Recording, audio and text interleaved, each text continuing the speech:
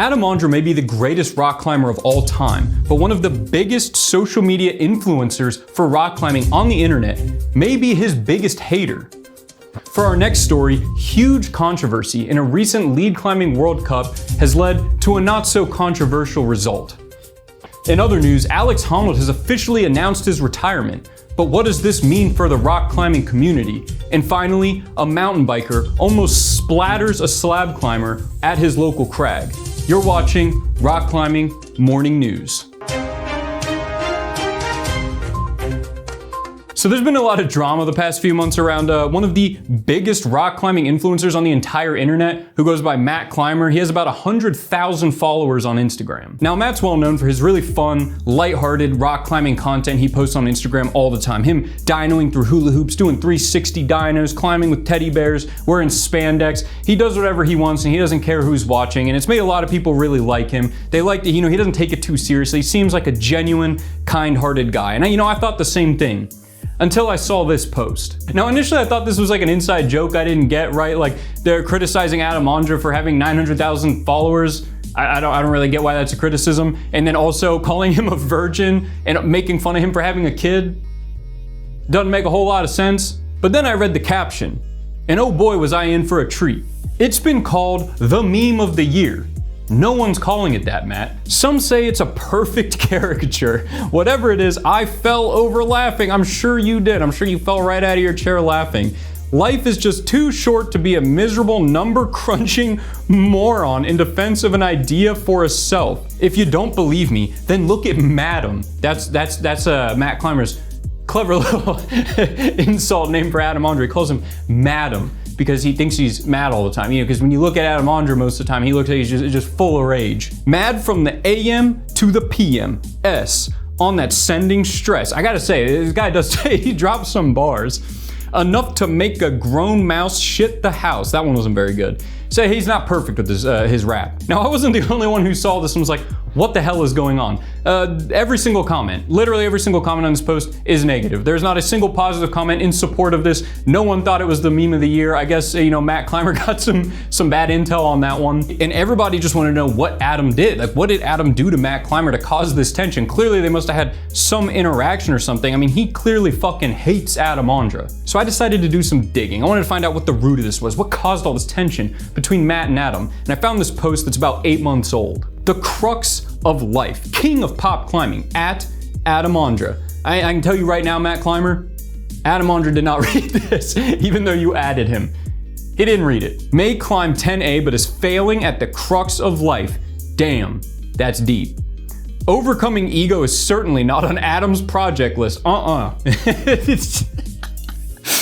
It sounds like it's written by like a 14-year-old, like a 14-year-old who's tripping pretty hard on psychedelics. His goal is to conquer the world of climbing and the people. We have to stop him. How do we stop him? Indeed, he is a screaming egomaniac brat.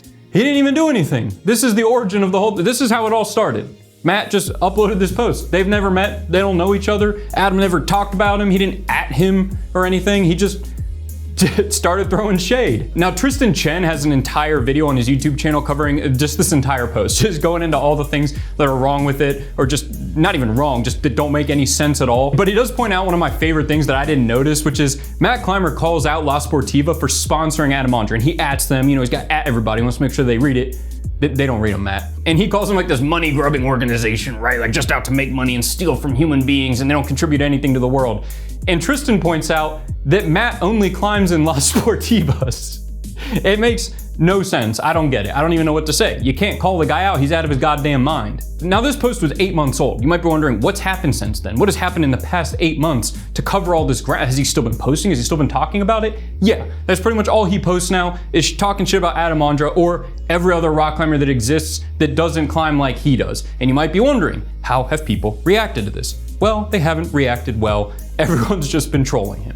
In this post, Matt does a pretty sick 360 dyno, and the number one upvoted comment is, that doesn't look so hard. Now, Matt Climber's above this, right? Like, he's not gonna stoop to that level. He doesn't have an ego. Remember, that's why he hates Adam Ondra, it's the ego. He would never have an ego like that, right? So his response was, when a boy judges by appearance, okay, tell boy what?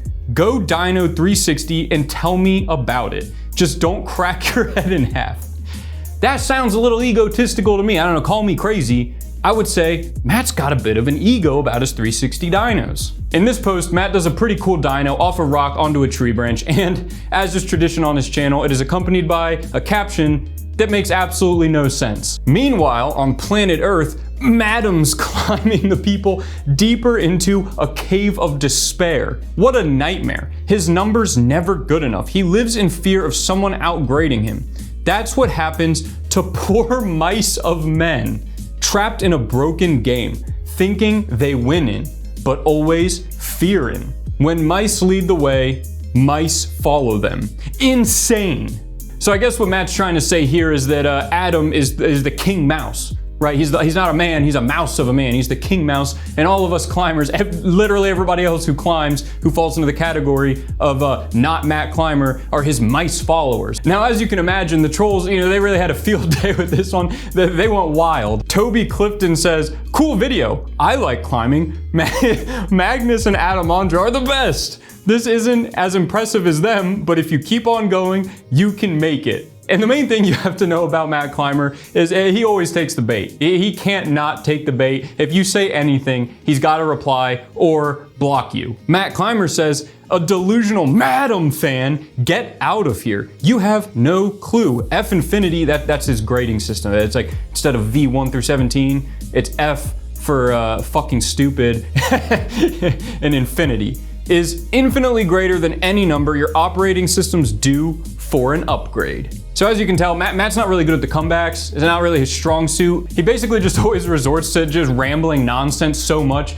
that you can't beat his argument because he doesn't make an argument and he doesn't counter your argument. He just rambles about the universe and his ego and how it doesn't exist, even though all he does is shit on everybody in his Instagram comments. Now you might be thinking, wow, this guy needs help, right? This guy's got issues. He should probably seek professional help, some type of therapy or counseling. Well, don't worry, he doesn't need that because he started his own therapy, spiritual counseling, whatever you want to call it. That's right, you yourself can get spiritual counseling from Matt Climber himself, the guy who's dedicated his life to talking shit about Adamandra and freaking out at teenagers in his Instagram comments. What an offer. And you're probably wondering, what were the comments? What did people have to say about this? How excited was the general community about this spiritual counseling offer? Well, for that, I guess I'll have to show you the #1 most upvoted comment, 360 dynos, not paying the bills. And Matt Climber, he wasn't gonna let this slide, so his response was, when boys make faulty assumptions. Now you may have noticed at this point a little bit of a reoccurring theme here. Whenever somebody makes Matt Climber mad, he likes to refer to them as a boy. For somebody who preaches so much, spiritual purity and well-being, he's really got his degrading insults down on lock. He uses them all the time. And because he uses this term so much, people have called him out on this. They said, does it make you feel big and strong calling anyone who critiques you a boy? And what do you think his non-egotistical response was? You're just jealous because you can't 360 dyno. That's right, there's no ego here at all. Because at the core of things, the only reason that there's not a single positive comment on any of Matt Climber's posts is because everyone is just jealous of his 360 dynos.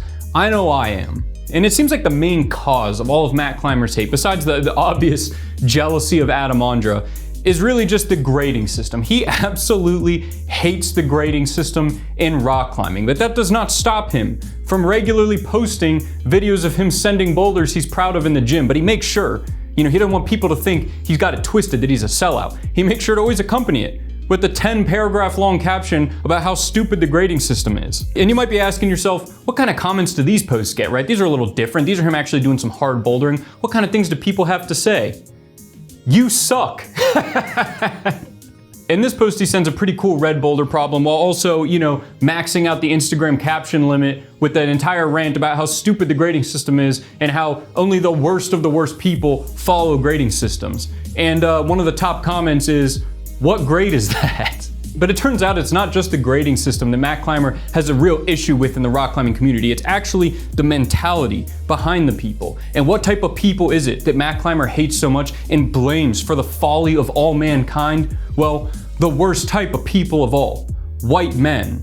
The numerical grading system originates in colonial times and reflects imperialist values. The Napoleonic conquest of mountains by white men with inferiority complexes in those times is no different to what we see in our times by climbing cultures herald as best example of an ego climate. It's nonsense.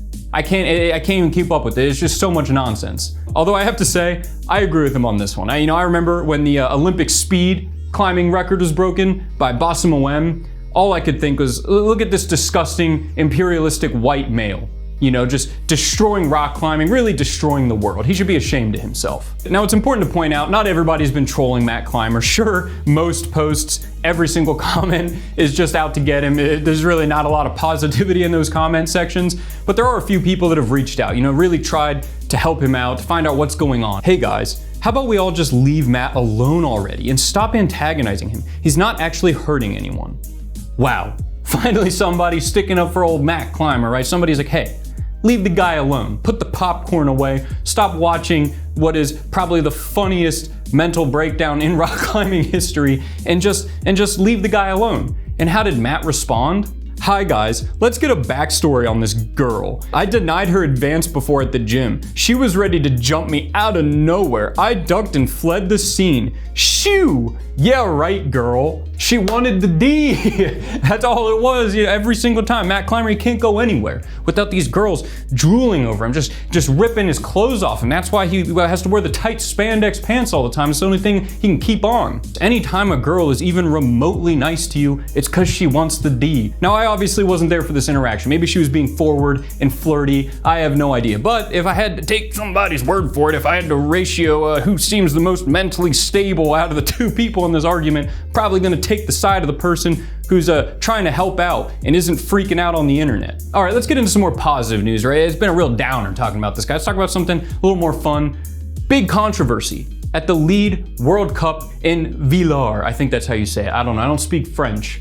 Basically, during the semifinals, there was a certain move where every climber kept snagging their ankle on this rope. It happened over and over again. Happened to Jessica Pills, happened to Janja Garnbret, happened to Natalia Grossman. And so all three of them had to have appeals sent in, right? Because you're not allowed to do it. As unfortunate as it is, even though it's an accident, it's still aid, right? We don't like aid in rock climbing. So they had to send an appeal. The judges ruled, it seemed like it was really the setter's fault for setting it that way because the exact same thing happened to all three of them. So they denied the appeals, and not so controversial, Janja Garnbret took home gold, earning her a total of 40 gold medals across the IFSC. This is a huge accomplishment. Like, that is absolutely ridiculous. 40 gold medals. She ain't even 30 yet. But, being a big fan of Matt Clymer like I am, she's really just a disgusting, evil tyrant, imperialist out to ruin rock climbing and brainwash all you little mice. Anyway, to celebrate, people have been making all sorts of cool compilations, showing some of these really hard boulder problems in some of these bouldering World Cups and World Championships, and showing